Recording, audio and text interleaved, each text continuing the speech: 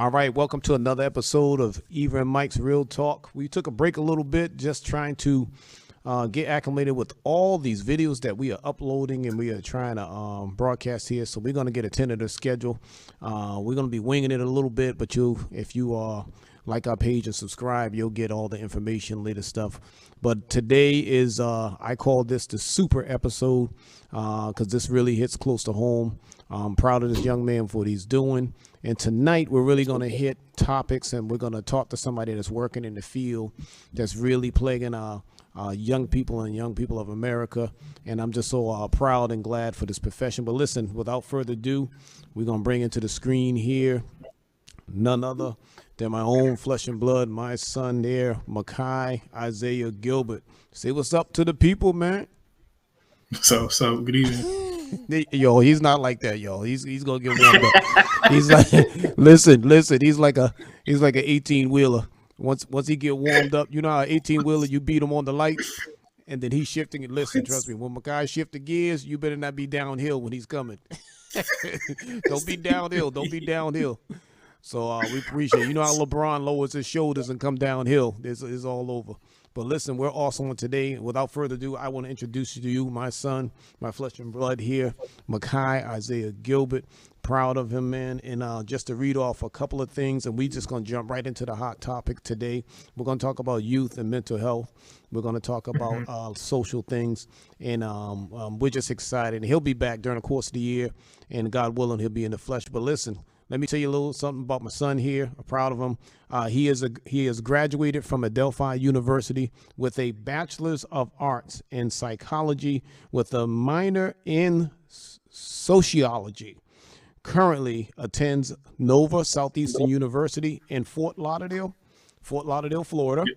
He is now on internship right now in Knoxville, Tennessee. He's earned his Master's of Science in Psychology. Congratulations.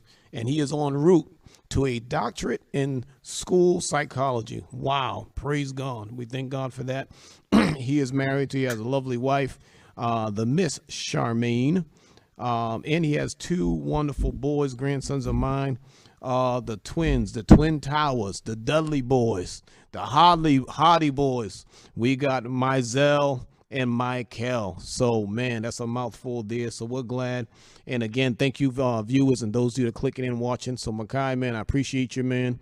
Thank you for coming on. And it's an honor for you just take this time helping out me and Mom. You know, this is your mother's passion. She really, we took a shift in ministry, and we always had a heart for the street. You remember as a young man, growing up with your dad in church, we were always hitting the streets, doing Stop the Violence and different things. So, this is an honor just to have you here, but I have to ask you, and the world wants to know, out of all things that you could have chose in directions for where you want your career path in life, why school psychology? How did it come into play?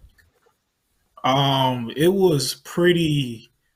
I really didn't know I even wanted to do school psychology until my sophomore year of Wow. undergrad was when I made the decision myself. No, actually, no, wrong. It was my junior year. It was my Wow. junior year, so 2 years before I graduated. 1.5 2 years before I years at graduated. Adelphi? At Adelphi, I was Okay. already Okay. my junior year. It was my junior year, and I remember my professor, one of my favorite professors. He would just always talk to me. He was a great mentor for me. And he kind of introduced me to the idea because I had never heard of it. In Brockton, I never heard of no school psychologist. We heard the guidance Wow. counselors. Now say I that. didn't. Why do you think you never heard of it in Brockton? This is key. Listen to this, listeners. I mean, because it's just what our school system was. Well, first of all, probably because there wasn't one there, and they might have had some other people do those duties, or someone with a different title, but it Gotcha. just wasn't a profession that was talked about. Wasn't something that was, even when I started getting interested in psychology, it was just like a psychologist. It was just clinical, like kind of the basic rudimentary, especially with the field of psychology. I mean, there's so many different diversities in it. There's so many different types of psychologists. Um, and a lot of times we don't, and I kind of say too, as the American Psychological Association kind of doesn't do a great job of advertising to kids like in high school and undergrad to the different jobs of psychology. Really? And back in the time, Mm. back in the time when I was in school, I mean, we were just now getting opening up into mental health and mental health being a kind of important. So it wasn't even something that was mentioned about and stuff that you just didn't talk about. You know, if you wanted to be a doctor, it was a doctor. It wasn't a doctor in psychology or anything like that. Wow. So I think that's really why I really never heard of it. You know, and just the time we lived in just wasn't a big thing or a big topic, especially in our black and brown neighborhoods. Okay, For that's what I sure. was going to lead to. Do you think it was because we are in an urban neighborhood, and let's just be straight up and honest, because it was black and brown. When we say black and brown, that's everybody but the white race. Do you think it wasn't offered because I don't know? I don't want to make a blanket statement and say they didn't expect us to choose it, or we wasn't qualified. Why do you think, in your deepest heart, because you're in the profession now and you know it and you see it, so you're not talking as a spectator, you're talking involved. Why do you think it wasn't offered? Well, I think we have to kind of look back. Well, firstly, it wasn't something that hasn't been offered for generations. Wow. No, I don't remember anybody. Nobody in our family is a psychologist that I grew up Nope. with. Nobody I grew up with had Nope. families who were psychologists during psychology. That just wasn't a thing for Black people, and that's because one of the things is because of availability and resources. There is no. I couldn't tell you if there's a psychology clinic in Brockton. I couldn't tell you that. I wouldn't know one Wow. if there was one. And there probably isn't one. And that's something that's with a lot of urban neighborhoods. They're just not there. You know, that access to that mental health is just not there, Mm-hmm. especially when I was growing up and even looking up into the past. So That's we have true. to understand and look at that. Part of our society was that mental health wasn't important for minorities. Mm-hmm. And the people who got those jobs, you know, the people who went to school and to become mental health, even today, they don't choose to work in poor neighborhoods because you're not going to make as much. Like Wow. I can't charge $300 a session in the middle of the hood. Like who's gonna afford that? People can't My afford God. But that. the need's there, correct? But Huh? the need is there though. Yes, exactly. The needs there, but I can't afford it because I have school loans that are in the hundreds of thousands that I have to pay off. You know, Mm. every month, you know, I have to pay 1,000, sometimes 1,500 worth of school loans. Can't afford to do to work in the poor neighborhoods. So that's also a problem too. That we have a system that doesn't, allow for that access or kind of incentivizes people to go into those neighborhoods. Gotcha. And then looking at now, there was a barrier for Black people to become psychologists, anyways. Um, Way back when psychologists first came into America, and then all the different psychology schools, looking up in Chicago and the ones that started in California, there were no Black people who were psychologists. Wow. That wasn't something that wasn't available to us. Just like every kind of field, like medical field, and all those Yes. professions, they just weren't offered to us. You know, even now as myself, like. Uh, I know I'm like usually like I'm like I think I've probably only met maybe one other black male. Wow. Yeah, there's another black male actually in my program. And my program has about I want to say 600 kids, and it's probably only Really? three or four of us looking at the clinical, the counseling, and the school program who are black, getting our doctorates, who are black Okay. males. There's only about 3 or 4 of us. Um, and we have to look at that too, right? How do we raise our men? You know, we raise our men to be strong, to be willed. You have to work, and True you have to that. work with your hands. You have to hide your feelings. True So that. of course, like you're not gonna go. Why would I learn?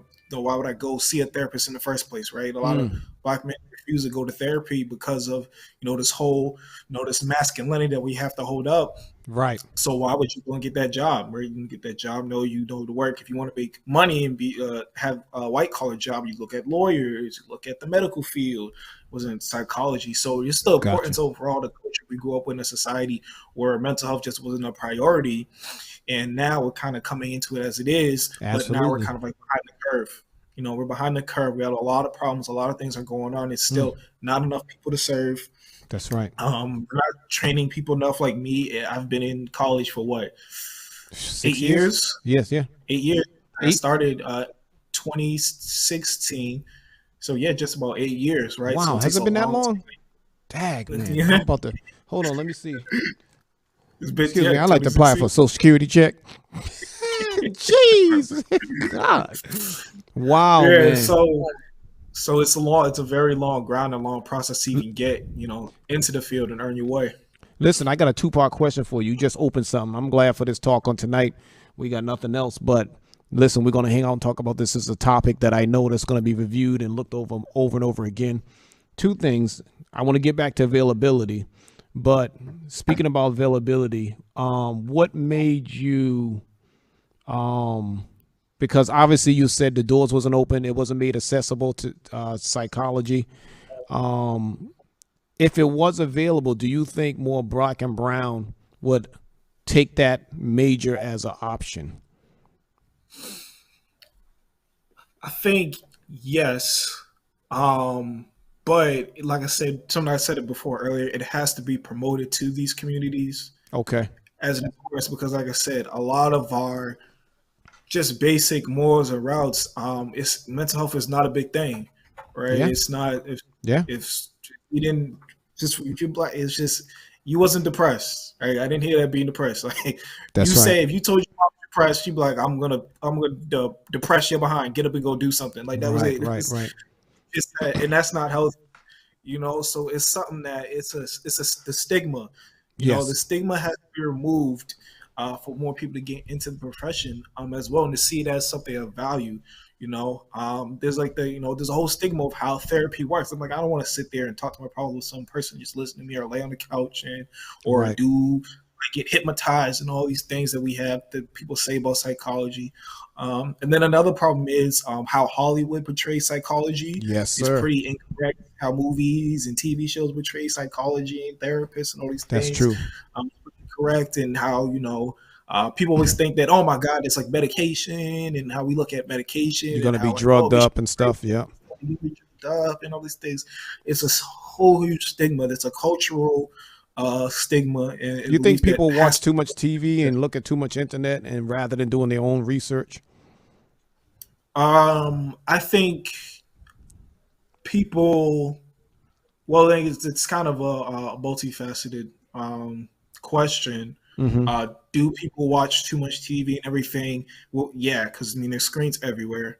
Yep. If your neck hurts, usually it's probably because you've been looking at your phone for too long. People who Wow. have neck pain.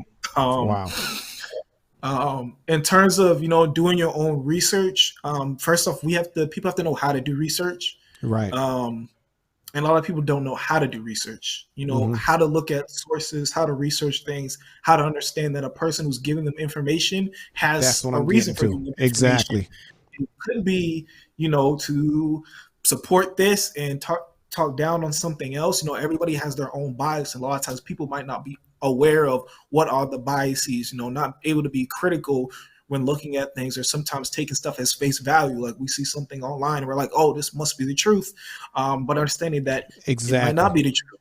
It That's might right. be wrong. It might be the truth only in your situation, but not for everybody. That's right. So we have to teach and really learn, how do I do research? How do you do proper research? How do you properly be critical, and how to ask the right questions? Um, That's right. That's right. So I like what you said that obviously we know mental health is important here, especially in our city, in our urban city of Brockton, in Massachusetts worldwide, and especially the urban areas. And you said the resources are not there, but the need is there. So what is a, and I don't want to let out too many things. I don't know. Later on after the break, we can talk about your vision, your goals, what you want to do. If the resources are not there and the need is there, how do we start to close that gap? It's a lot. that's I know a it's a lot. hard. It It's a stops from the lot. top, right? It stops from the top. Um, well, it starts from how what systems are set up. We have to first look at what is going on right now. We have Right. to ask, why is there the need? What is the need Thank you. specifically? We can't just go in there and bring everything. You can't bring uh clothing resources to a community that doesn't have a need for clothing, or resources for food that doesn't have a need Now for you're food. talking. Now you're We talking. need to actually ask, what is the need? Right. Who needs help? How, and then we can talk about how you can help. What are the ways you can help? Exactly. Um, Then we have to look at in terms of for resources to be available, the stuff to come, we got to figure out how to provide the funds, how the funding for that, That's right. which is an important thing that we don't like to talk about. You can get all the people in the world who wants to help, but if there's no money to support these people to allow them to do the things they need to do and provide those resources, then it's That's right. really up for nothing. So then, we got to kind of ask, like, what is being provided in the budgets? Like, what can our governments do? What can our local governments and our That's right. state governments and federal governments can do to support these? And how can we advocate for those? Have a voice, and talk about it and speak on those things. And then, we have to look at kind of where can resources be placed in them? Where can we put clinics strategically? Yes. Like fire stations are placed for strategically through neighborhoods It and sure everything. is. Police stations are placed strategically through neighborhoods to help, get the best access to everybody. So where can we put these places? What is available? What spaces are available? That's There's right. another thing. Another issue that doesn't get talked about is a lot of these spaces are private real estate. Um, how are we going to get those? How are we going to get this person who owns this building, that's kind of falling apart? And Right. hey, we can use it for clinic. But if they're like, no, I don't want to do it, or There's a they're, lot in you our know, city. You know that. That's right. yep, and you want this, but you got to pay this amount of rent, or it is Right. what it is. That's something else we have to deal with as well. And a lot of these poor communities. And then another thing that we have to do is the people have to be honest about where they're at, and the people have to be honest in the communities have to be honest about what's going on. Um, Absolutely. a lot of times we especially people of color, African Americans, Hispanics, everybody, we have a very very strong willed that Hmm. and it comes with being in America, going through so much. You kind of just learn to just you kind of forget to ask for help. Um, Mm. you try to do everything yourself, and we have to get people to kind of ask for help. We have to get people to realize they're not in great situations and that those situations can get better. That's right. There's a lack of hope in communities. There's a lack of belief that my life can change, which I don't disagree with, because in our country, social mobility is almost near impossible for Talk people in about it. low income situations. It's almost impossible. Like I said, for myself, right? I want to do school psychology and I'm getting my degree, but when I'm done, I'm gonna have hundreds of thousands worth of Debt, debt, debt, and no for relief. loans. But It's yet kind they're of gonna passing debt relief for student loans, but those are going to people that's already in the working field. You guys need the break.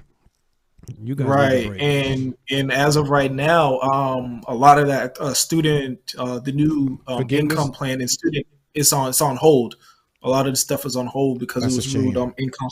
unconstitutional by a court system. So now it's on pause. So everybody doesn't know what's going to happen with their loans, if they're going to get lower payments or through. So there's a lot of That's uncertainty ridiculous. with that. But a Um, unknown country that I will not say can cross our borders and get money and get out of here every time they want.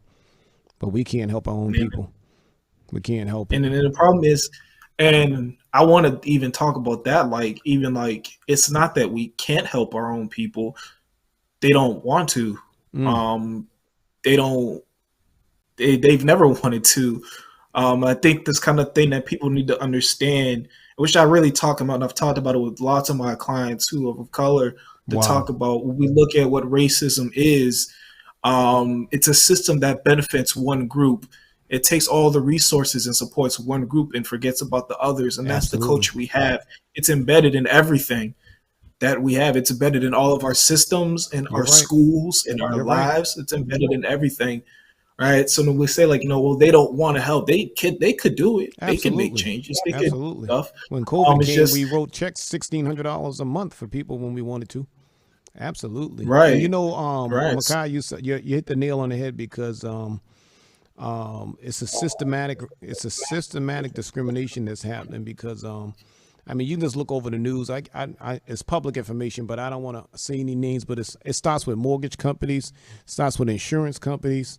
I mean, our insurance is high because of where I live. because they say it's more accidents in my city. But some of the accidents happen in my city is people that don't live here, people that are not here, and it just makes it so difficult, and we gotta climb. And I mean, I just thank God for guys like you that's willing to take the torch and go and just make it accessible to the people. Um, but man, what is I gotta see this comment. I want your comments on this. Your father, myself, I do a lot of things in the community. I see a lot of money given to organizations for mental health, for hunger, for all these things. And I know they want to spread the wealth, but it kind of gets me that we put so much money, but yet you don't see the curve. So much money out there. I mean, you got a mental health clinic here. You got, the organizations, the YMCA. You got this and that. You got all these different companies that are doing things, but yet and still, when I walk the street, there's a group of people that don't even know these resources are in the city. Don't even know Hmm. it's available. Don't even know they can get it. So what's your comments on that?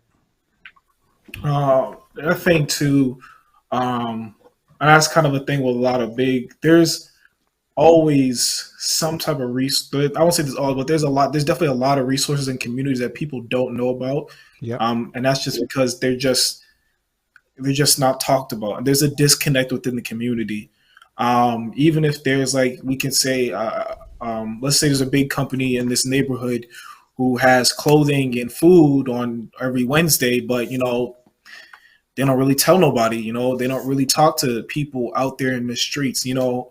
Word of mouth is still one of the biggest ways for advertisement. I know we have social media and YouTube and Right. all these things, but word of mouth is different.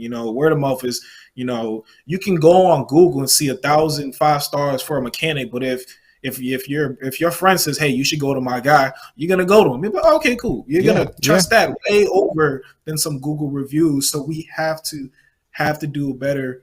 Um, the communities have to the companies have to be more involved in the community. They have to come out more and really, I kind of say, like, show their face around the neighborhoods. Absolutely. um, Host little things outside at parks and the playgrounds and things, and really spend time advertising and talking and stuff, having those people who really, like, put their feet on the ground and go into things, I go like that. into like buildings and project buildings and actually say, hello, look, this is what we have. That's right. Hanging up signs in certain places or different community centers.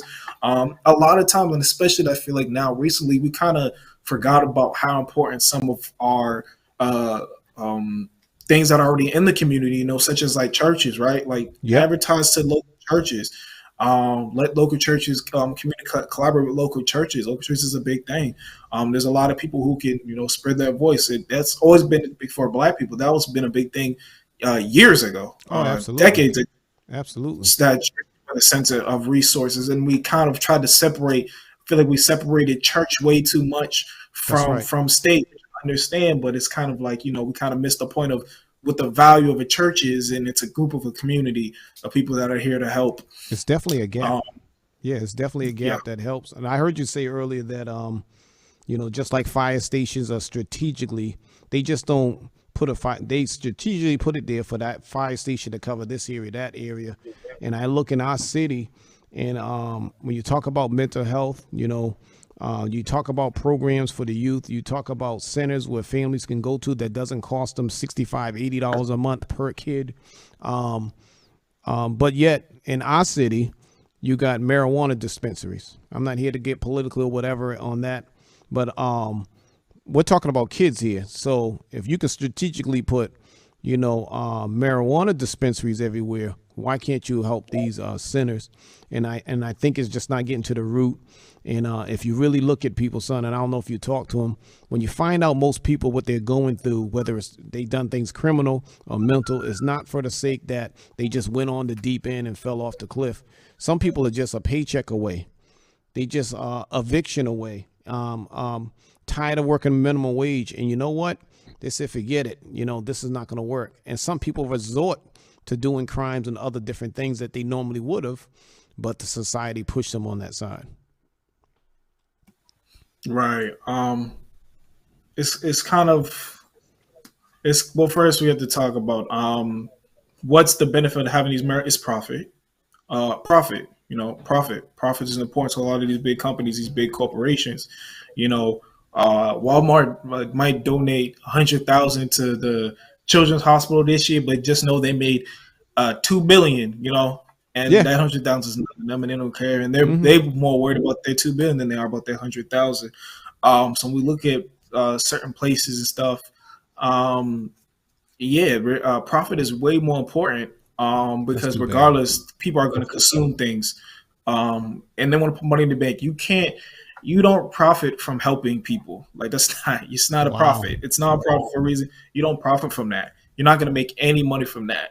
You Right. know, for someone to believe that they're going to get rich off of feeding people and stuff like that, that's not how it works. You don't make profit off of that. Right. That takes a different type of person, a person who is morally accepting of that, who accepts that duty, Yes. and wants to take that responsibility and to do that. Not a lot of people are wired like that. Mm. And I understand. Hey, you know what? You want to make money. You want to, buy, have nice things. I get that. That's understand. You can't blame Right. people for making those choices, Right. but it's just not something a lot of people are wired. And like I said, even for people who do want to do those things, it's hard. Like for me, I want to help, but it's just taking me 8 years. It's going to cost me 400,000 Woo. Listen to for that. me to do You it. want to For help, me but to it's going help, to take them what? Repeat that again. it cost me 8 years. Eight It's going to years cost me and hundreds of thousands of dollars to hundreds of help, to thousands of help, to dollars. help, Yep. to help. And again, the cry goes out to, and my son here is not the only one. It's not just psychologists, but we're talking about social workers. We're talking about child care providers. We're talking about teachers. We're talking about doctors, pharmacists.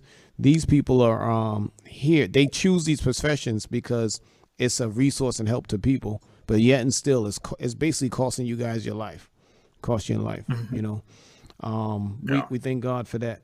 Listen, we're gonna come back and take a quick break. Then we're gonna really get into school psychology thing. But if there's anything else that we wanna pop on, we're gonna talk about. So this broadcast is gonna be a little bit more. And anybody that's chiming in, we'll make an attempt. Some of the people here in the studio, they'll make an attempt to comment back. But if you want more information, put your information in there. But this is gonna be this is a part A. We got B coming up soon. This broadcast, this is gonna be good. So we'll be right back. And thank you for tuning in.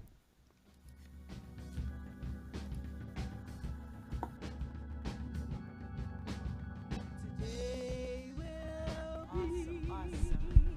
The best day, the best day of my life. We thank you so much for that information.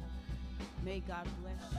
At this time, we want to bring a great announcement, a great celebration for Black History Month. Come on, you all come on out. We're going to be at Shaw's Supermarket, 641 Belmont Street, Brockton, Mass. 20301. Saturday, February the 22nd, 2025, from 11 a.m. to 2 p.m. Live entertainment, over 30 plus businesses, political guests, games, and more. We're looking forward to see you all there. Shaw's, New Heights, the Umbrella Project, and many more that we're going to be celebrating on this coming Saturday. May God bless you. We're looking forward to see all of you there. All right, you heard it. You heard it. We got one more here to give you. And we're coming back with Makai. We're coming back with Makai Gilbert. We have also a double header on tonight and tomorrow. We have our own, my son, Makai Gilbert here. But we also have Elder Terrence Haynes and the Voices of Praise. They'll be here live on tomorrow night, February 17th, 7 p.m. Come check him out as he talks about the ministry of music, his impact in community, families, and life. So we're looking forward to great things. See you then. All right, we are coming back with part 2, second half of Dr. Makai Isaiah Gilbert. I get my high back. I get my life back.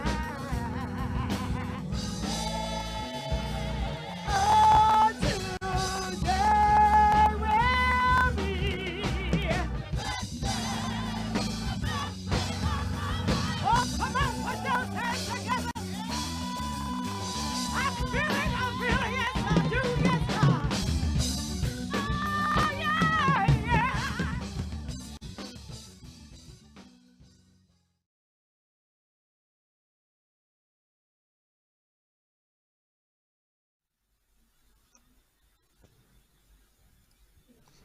All right, welcome back, guys. I appreciate you tuning in. Wow, what an awesome conversation we're having here, and such information about something that's so vital and important to our community and our black and brown. I really appreciate them. So again, we're here with Makai Gilbert.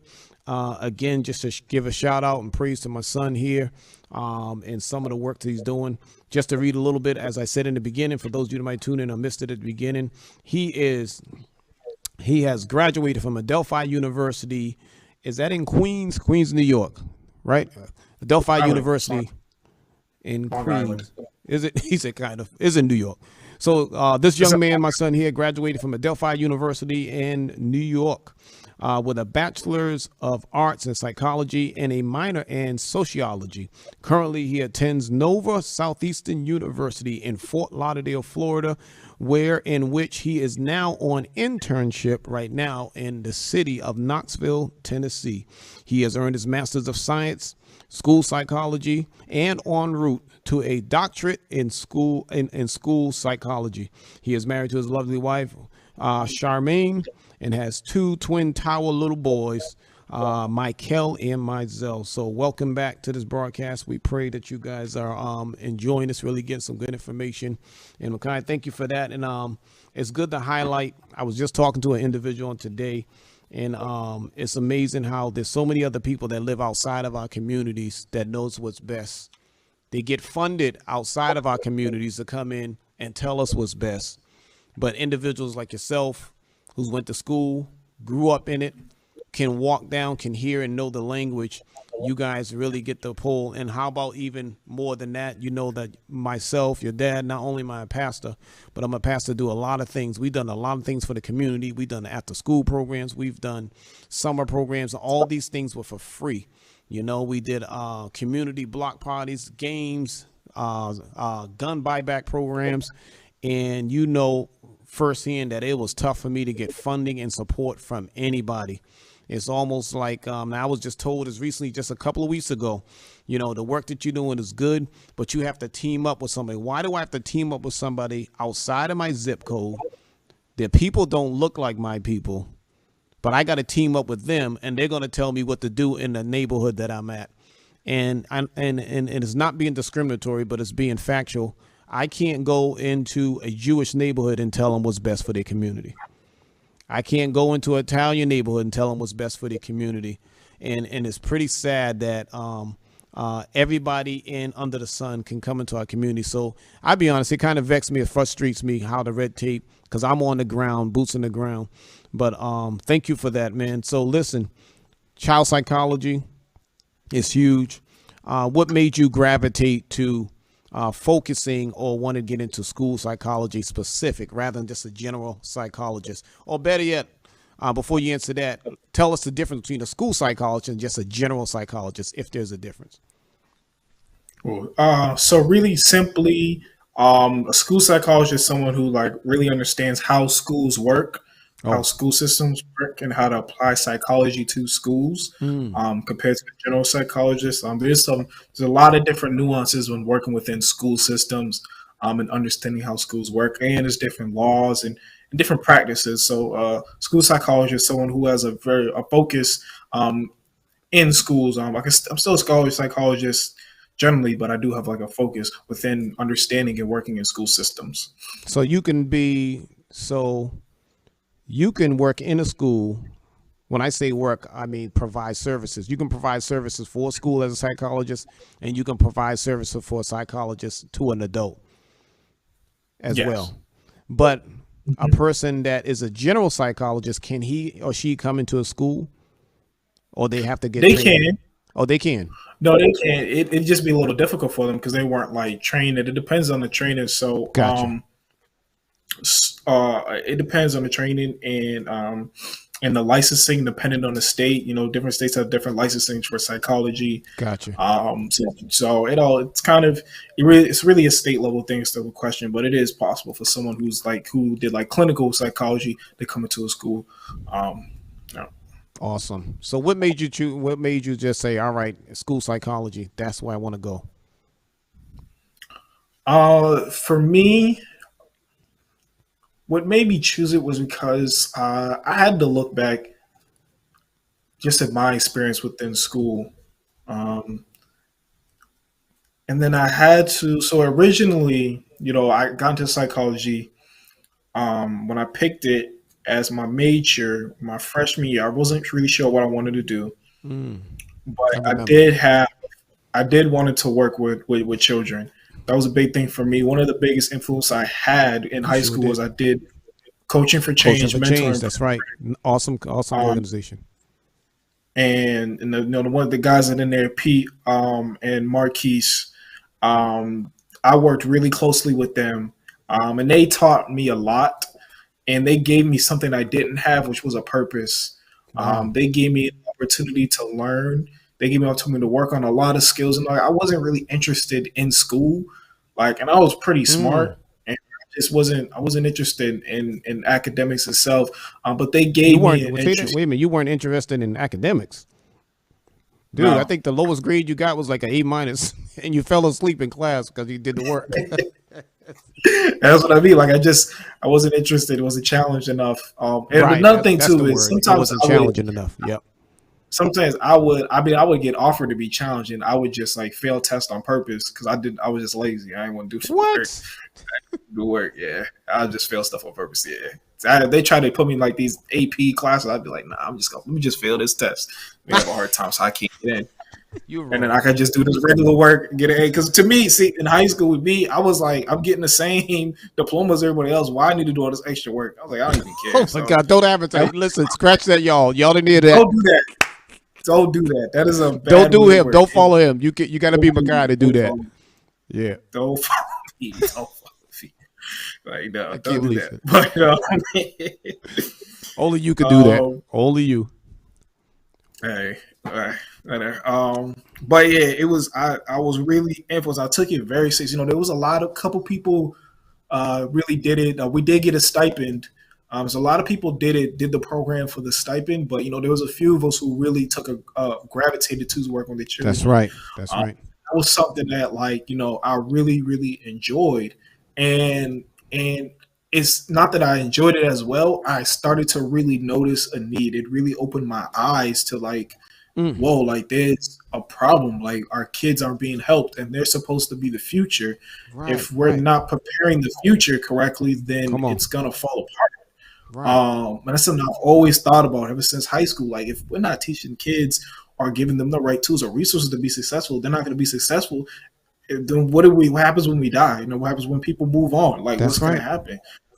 Things are going to fall apart. So I really found that, especially working with our minority students, that man, I was like, there's so much that they could so many things that they could do, so many different passions that never get developed, Wow.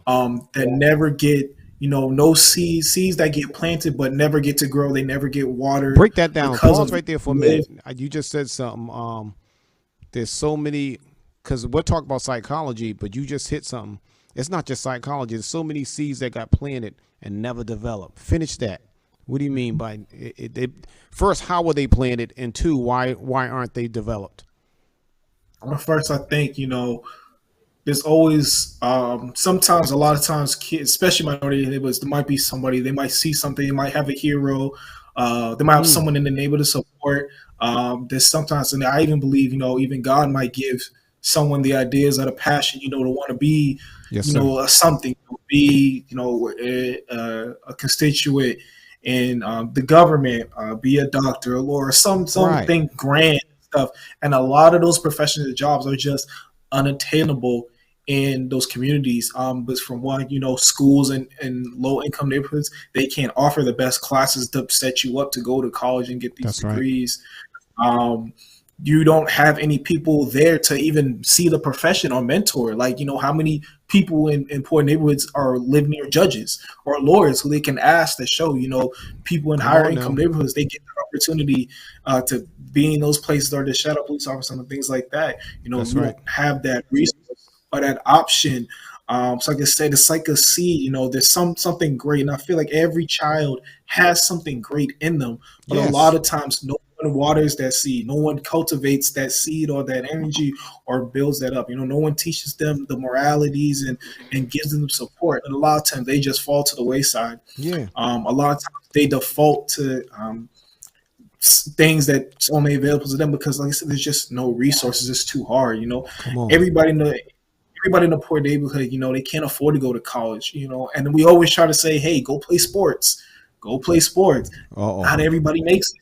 Not everybody's good enough to play sports. Right. Not everybody's body develops enough to play sports. And people get injured. People do. What's your backup plan? It's all these things. We don't cultivate those things. And then there's a belief that too that happens at some point. A lot of these kids, even at a young age, they just learn that they don't matter. They learn that they're worthless. They learn that they can't do things and they're limited and they're just I'm just gonna be like my mommy and daddy who works 30 or 50, 60 hours a week and stays in the neighborhood, and this is all I can achieve.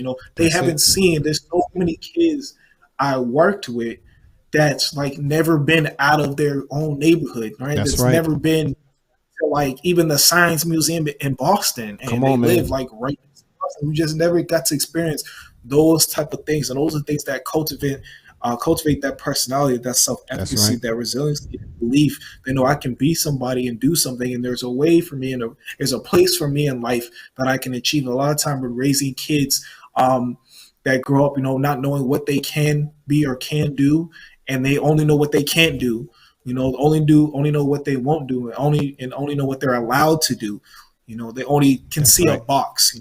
Their vision only goes so far. A lot of times kids can't see the horizon. They can only see what's in front of them and what's behind them, and can't see stuff that's past the stars, or can't see things that are like hard and risk taking. Exposure. And then, like I said, it comes just from down to like if you don't have the support and the backing to go and take risk and to do something hard or to do something unusual, you're either not going to try or you're going to fail. And that's another thing, failure. Failure is so huge that we don't cultivate, the positives in failure. Yeah, it's okay to fail. It's okay. You learn. Yeah, it's okay. You can grow, and it's not the end of the world, now. And plus, but in some of these neighborhoods, these people who fail, they feel like that was their one shot, and then they just give up. Right.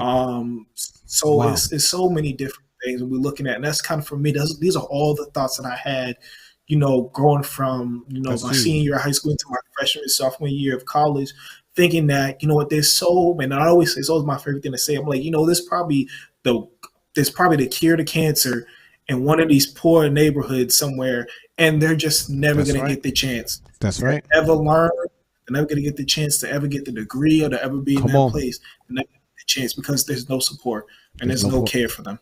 Wow. You just as I'm listening to you talking, I'm thanking God, I'm testifying to myself that, and you know this more than ever. You said something that's key, that they have dreams but there's no exposure. Some kids have never even explored their own city, and I told God and myself and me and your mother, we all sit there, but all of you, your sisters, I said, man, even this last leg, you're the last one to go to school and you got married. And I'll be honest with you, and I say this, and I know every parent thinks, I wish I had, I wouldn't say wish, I want to have a lot of things. Obviously I want to have, bless my wife with a new car. I want to be able to pay my church off. I want to be able to live financially set. But you know what? The greatest dream that came to pass was that I said, I thank God that my son doesn't have to take the path that I took. My path wasn't bad, but it wasn't great either. What do I mean by that? Have the opportunity. In my neighborhood, it was either go to work or go to the military. Forget school. In my era, I'm talking about the 70s, 80s, and down in Roxbury, down in the heart of the ghetto, as they would say.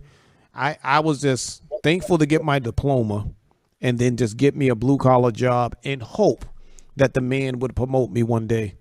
Or go to the military. That was it. And so for you to come out, and there's a few of you on our Aunt Ruby's side, there's a lot of our cousins that followed your path. There's a lot on our side, but you really taking it out and just going that path and finding opportunity. But I want to say this about opportunity, and it goes back to what you said before the break, that the church plays a great role. Churches that really do, and I'm gonna be honest, do what we do. I thank God that you, not only you, but every child that was in our church had exposure.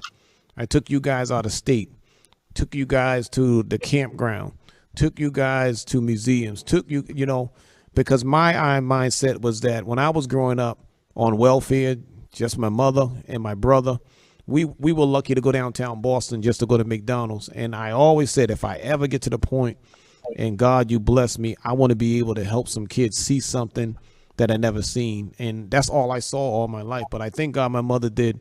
Nana, your Nana did send me down to Mississippi. So I seen the country, but this is what as an adult, I feel like I invest in kids. I mean, you guys done everything. And I think that's what helped cultivate your needs. And as you got older, there was a lot of young kids, I think still today, call you, text you, email you, keep in contact with you, and it was cultivated. So now you're in school psychology. You got, by this year, you should be done.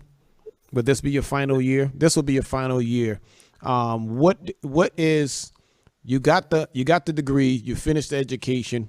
What's Makai's next step to help his people, help his community?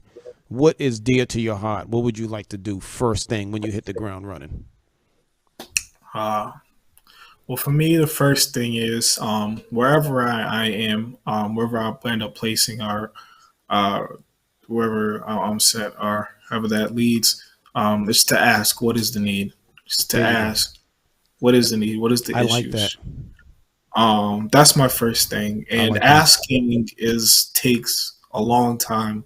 It's not a process that you can do in a couple of weeks or a couple of months. It's a very long process because I want to know the ask for everybody. I want to know everybody's ask. And I want to not just know what their problem is, but I truly understand what the problem is, what is causing the problem in this neighborhood or this area. What are the actual roots of this problem? Wow. Because sometimes and why a lot of times we get these programs who come into communities. I don't know. Let's say like a food drive comes in. Right. We have this food drive all the time to help feed families. But the problem isn't that they don't have food. It's the problem that there's no good jobs and the rent's too high in a lot of these buildings, so they can't afford to feed their family. They could get the food. They just can't afford it. The problem isn't that they're hungry. The problem is they can't afford it. So how can we change affordability? How can we affect those type of things too and support people in those? How can we help people get jobs? How can we help people with programs or work with community college to give out some degrees and to help people get access to some education? Or how can we help people go to vocational schools to help them get better jobs and all those certain things? How can we support those and try and figure out, what is the real problem? That's right. Like I said, it's not an easy process. You have to ask a lot of questions and go through a lot of barriers. And then my next thing would to be is how do I address the problem now? How do I address the problem? What do I need to address the problem? Who do I need to work with? Who do I need to connect with? And then to address the problem and start working on the problem. And then what my hope is to figure out how to solve a problem. And I want to share it with everybody else. I want to go around and share with different communities, different people who have the same problem and be like, hey, we fixed it here. This is what you should do to help fix the problem. In the black and brown, specifically in the black and brown community, and I know firsthand, and this is where our nonprofit, the Umbrella Project, and our church, we deal with. You come, you do the ask. Now you have a plan of action. How would you suggest that you get others on the same page as far as addressing the issue? I mean, do you even see that? Because we say go to the church, but there's a lot of churches with their own agenda. There's a lot of churches that feel, we're going to do this program. And like you said, I know programs that are out there. All right, we're going to give books to kids. Well, they need lights on in their house if they're going to read the book, so I don't think they know the need. So what is your idea to get people on the same page? Because obviously Makai Gilbert can't do it by himself. How would you get others on page and collaborate with you? So one thing I definitely talk about, we always teach kids and clients that I work with is you have to develop your social capital. Social capital is Mm, the idea of you creating and working with people who can provide resources and services that you cannot provide yourself. mm. And that's networking or consultation. So for me, right, I would probably, I could work with someone who's a lawyer or someone who's a doctor and all these different types of people and come together and to address a problem. Um, it's definitely important, and more importantly, definitely work with someone who's in tune with the community. Yes, sir. Work with someone who's actually embedded in the community, who's understanding the community, who can even speak the language better than what I can. And that could be anybody. I mean, it could be somebody at your local barbershop That's right. who's just been everywhere. It could be an old lady who's just lived in the neighborhood for like 30, 80 40 years. years, 50 years. Yeah, 30, yeah. 40 years, 50 years, and Yep, she yep. just knows everything and everybody and everybody's business. That's something that you should have in your corner, and that's something that these big corporations don't do. They Right. don't ask those questions or work with those people. They don't respect those people because they don't have degrees. They might not have the degrees and the letters behind their name or the doctor, that says they're everything. But those people can have something very, very valuable, That's very, right. very valuable. Those people, those corporations don't have, and that's just the understanding in the pain. Come Having on. that pain to have gone through those situations and to see those different things in your neighborhood, is different. Right. You can't speak on that, and I won't be able to understand or really talk about something if I'm not from that place or neighborhood. I can be as empathetic as I want. Something psychology we always talk about. One of the bases is we never say, "Oh yes, I understand." I can never understand what someone's go through. I can never That's understand what you good. go That's through. good It's stuff. not my experience. I That's right. didn't experience it. It's your experience. You can speak on your experience, and what your experience may connect with others. So it's important that we even look at Mm, working with people who just, what they might not have the greatest image, right? They might not have, they might not be a doctor or professional or whatever, but they still have that connection and those roots into the community. So that's another thing that, it's all about. It has to be a group effort. that's right. Um, to change. Group change comes with a group effort. It has to take multiple people. It can't just be one person with one idea. Some ideas, my ideas might not be that good. Right, and I'm gonna have to talk with other people to bounce it off to really frame it and to rework it, and to really understand what needs to be done. Wow. That's awesome there. Let me ask you this. You said something earlier. I wrote it down. Um, we're in the black and brown community. Um, and I don't want to bore everybody with old school of how we not necessarily because we never really made it out, but how we were able to cope with our situation. What are some advice that you can give a family or a child that's living in such conditions where the need for mental health services? I know it's advertised to say it's there, but quality care, jobs. I mean, what's your advice to people that's living in a community that's deprived of jobs, deprived of, common necessities on how to really cope and get through? And part B to that, the reason I said that because you said earlier that, you know, um, when young people are striving for things, and I see a great push in black and brown communities for sports and athletics. By all means, I did it when I was growing up. All of us did when we were young. Um, but we get really, the black and brown community, we really get up for sports. We really get up, make sure our kids are at practice and this and the things. But what else? And is that enough? Well, I think when we look at first we look at sports. Sports for youth sports is in a pretty bad place right now. A lot of youth sports you have to pay to participate. Yep. AAU is growing too large, and there's a lot of sports. I think I want to say it's Ohio, one of these states where if you want to play like on a AAU team, you have to play at your high school team or your local school team, Wow. before That's you good. play AAU. And the reason for that, is because that brings, if it low income people can't afford to pay these travel teams and all these other things, and I think Ah, we can still use sports. I think we still use this, and why I think sports is important, especially let's talk about for men. Mm. Men still don't go to therapy like that, and men aren't Nope. comfortable. But what do men really do? Man, when we're talking and playing basketball, sometimes we Or get getting real a deep. haircut. Or getting a haircut. Getting in the cut. Right. We Right. talking. No, we talk. We get real deep, and one of those things like that. So we can use that to our advantage, right? Exactly.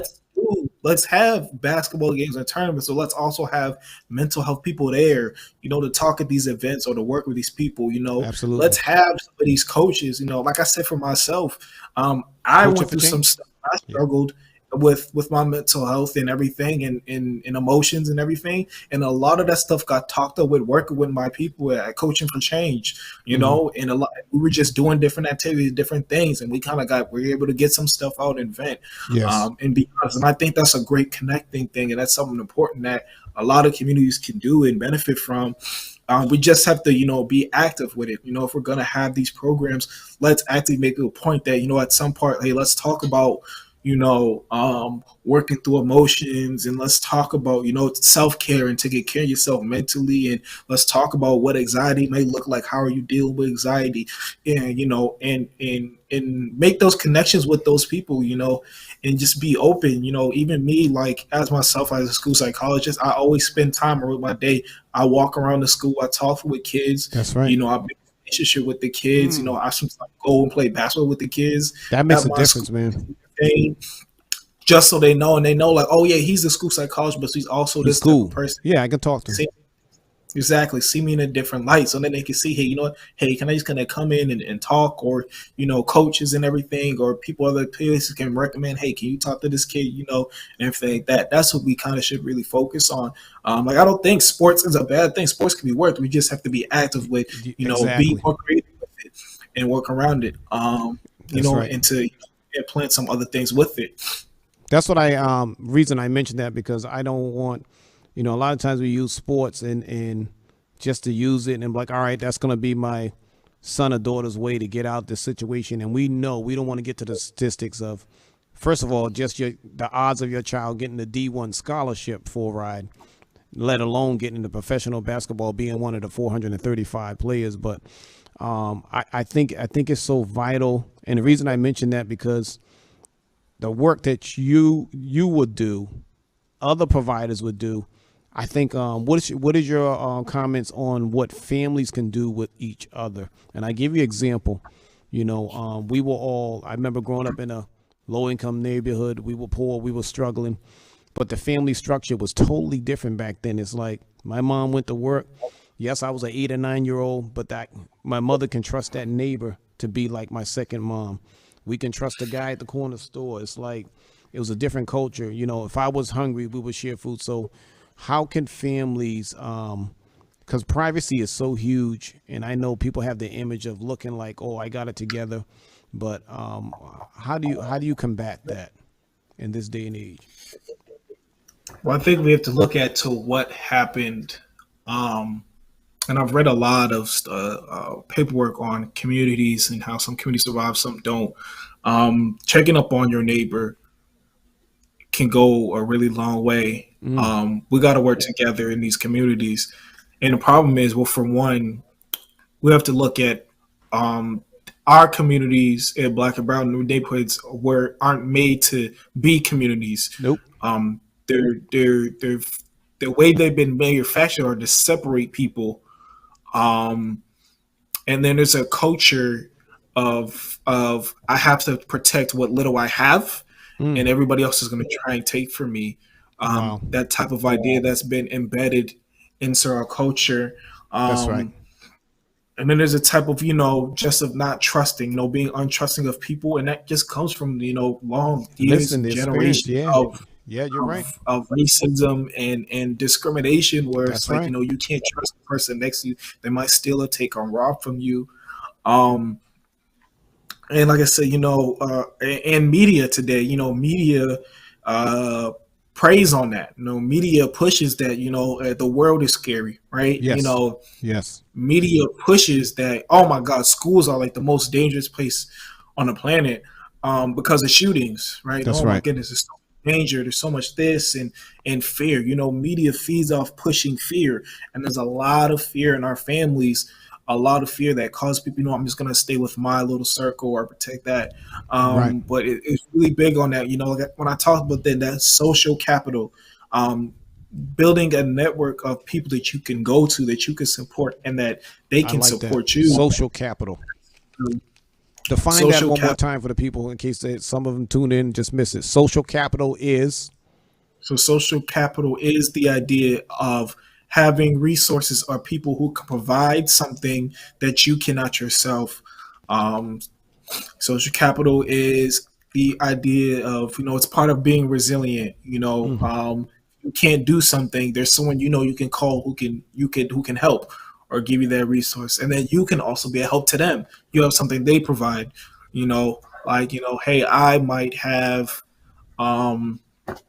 I might have, for a simple example, I might have a lot of pots and pans, but I don't have anything to cook with. Well, you have stuff to cook with, so you can give me stuff to Come on, cook with, man. and I can give you pots and pans, and now we both just ate. That's what I'm talking That's about.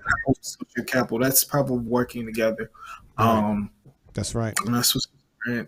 And I That's think, good. That's especially when there's a lack of financial resource, when there's a lack of financial resources, everybody has to pull together, right. because there's only so much. Everybody has to pull together and work together. That's right. We have to get over just being so defensive. And we have to get over this culture of fear and this culture of not trusting anybody. And that's embedded in so different things. I mean, that's embedded in how we even respond to each other, and it's embedded in a lot of the anger in the communities too. Yep. Um, that we see that because there's a lack of those resources. But I mean, if you know they talk about it takes a village. When there's actually a village, a lot of stuff can be done Yes, sir. for a single family or a single person. Yes, sir. I like that. So I like that social side aspect, and that is huge. So listen, we're gonna.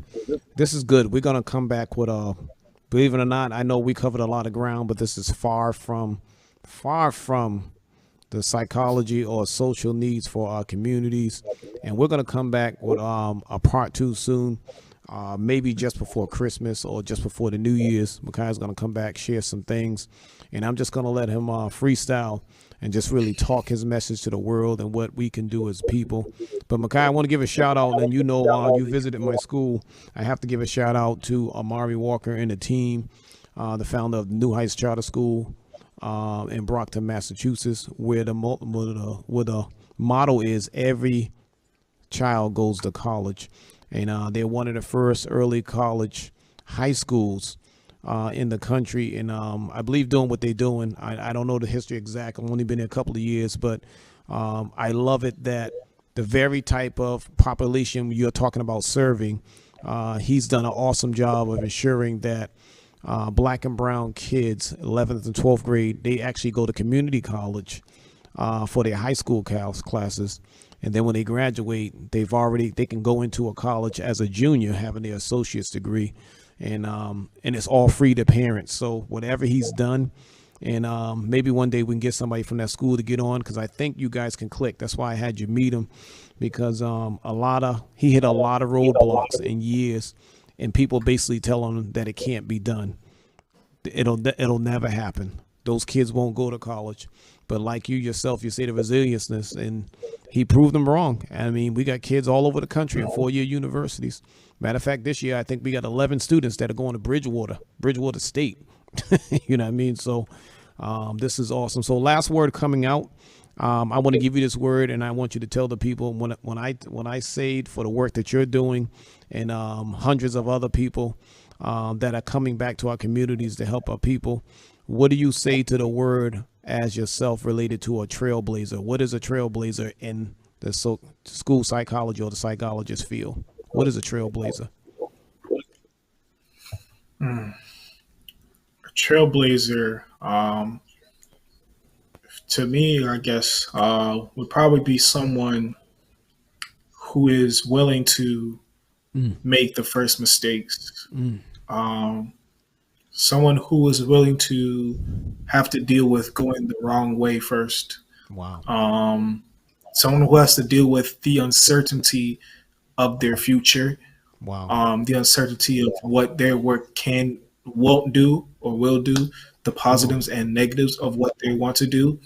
To me, a trailblazer um, is someone who is fearless, but yet fearful at the same time. And I mean Wow. that as someone as that what you're doing is, crazy and beyond things, but there's no way that you're doing it just without believing that stuff can go wrong. Um, That's good. I think to me, a trailblazer is someone who is willing to uh, stand up alone and speak on a lot of Mm. different things and be the first um, to bring other people along with them and to understand and be the first one to go against a system Hmm. that is very powerful. Wow. That's what That's I think awesome. a trailblazer is. That's awesome, man. That's awesome. So I just say that because that's what you're gonna be, man. So appreciate you. And even before you were born, this was your dad. This is my dream, and your mom, and even before we were married, I've been doing what I've been doing, man. I say I gave my life to Jesus Christ. I hit some stumbling blocks, but man, I always had a passion going back into the community, and I just always believed that this does not have to be the end. We do not have to end up like this, and so it's always been my passion. So listen, it's been a privilege on tonight. We just thankful for you coming. So we hope that we can hook up again before the first of the year. This will be the one of many, and hopefully once you get that diploma, walk that stage, and you'll be done. You might be a little weighted down with the student loans a little bit, but we'll be good. But I tell you this, and all the parents that are out there, that even with the sacrifices that me and your mom made, and the sacrifice you made, and now your wife, for the work that you're about to do is well worth it. So there's a lot of parents. It's too bad that families have to incur this type of debt to provide a service to people. But I will say, if you help save 1, 5, 10 of people's lives from catastrophic danger, it was worth it all. It was worth it all. Mm-hmm. All right, man. So any last shout outs before we get up out of here? Yeah, good. All right, you're good. All right. Well, listen, we appreciate you. You guys, thank you for tuning in to Even Mike's Real Talk. We're coming back with a host of other events and things that are happening, and we're looking forward to great things. So till next time, we'll see y'all. All right. They can't take it away. When I think of the goodness of Jesus, I get joy. All the times He's brought me through, I get joy. Weeping may endure for a night, but joy cometh in the morning. Joy cometh in the morning. Joy cometh in the morning. Joy, joy, joy,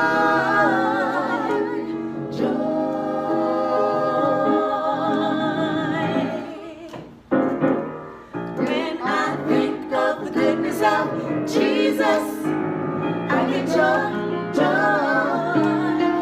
All the times He's brought me through, I get joy. Weeping may endure for a night, but joy cometh in the morning. Joy cometh in the morning. Joy cometh.